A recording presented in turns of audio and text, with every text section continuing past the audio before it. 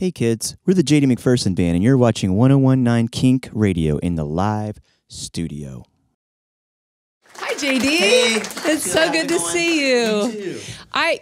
I love the sound, and it just struck me like what I'm hearing is actually coming from real people on a real stage with real instruments. Total brick and mortar rock and roll. Congratulations. It's nice. You did this in RCA Studio B, right, in Nashville. Yeah. So that's where like the Everly Brothers and Elvis and a lot of those old classic rock and roll people recorded. Did you feel that? Did you have some sense that you were going to go back and do this update? Well, it was all happened so quickly. We didn't know we were going to record there until just a little bit before we started because we had all these mistakes. Make a lot of mistakes. But we found ourselves there, and it was really... I don't know, that place has some phantoms for sure, you know what I mean? Every night, it's a museum in the daytime, so they have a sound system set up in the tracking room for tours to listen to songs that have been recorded there, so we would listen to that when we load out every night. And it was pretty heavy to hear, so cool. Crying by Roy Orbison.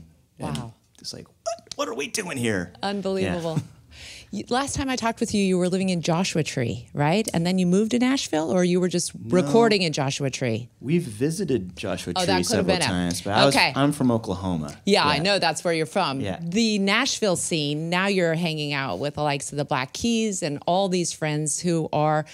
what I've heard is that Nashville becomes like a template for recording artists who become really good friends. Do you ever get worried that their sound is going to meld into yours and you're not going to have like the individuality you had coming out of Oklahoma? Not really. I mean, you definitely grow every time you meet a person, and especially if you write with other people, you're sort of making a gesture with my hands right here. You can't see on the radio, but this you kind of hash your two things together. But the main influence comes from these guys right here, the guys in the band, you know, playing together, and we sort of inform each other the most, I think. Nice. Is it true that you got fired as a school teacher because you gave your kids really, really raunchy lyrics? No, not really raunchy, but as raunchy as the Bad Brains is, I gave a 15-year-old kid a Bad Brains CD.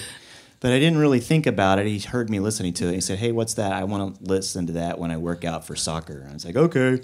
Burned it, and he walks away. I'm like, maybe I shouldn't have given him a Bad Brain CD, but it's fine. It's like that's when I started listening to that stuff. So I'm not too warped. Have any of those kids come back to you and said, "Thank God you left teaching and went into music"? Yeah, they're like, "Thank God you left teaching."